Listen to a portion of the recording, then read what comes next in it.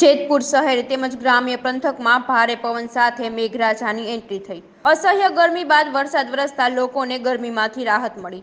રબારિકાથી પ્રેમગઢ જવાના પુલ ઉપર પાણી ફરી વળતા વાહન વ્યવહાર ખોરવાયો। બેઠા પુલ ઉપર પાણીની સપાટી વટાવી જતા અવરજવર માટે રસ્તો બંધ। સામા કાંઠે લોકો પાણી ઉતરવાની રાહ જોઈ રહ્યા છે।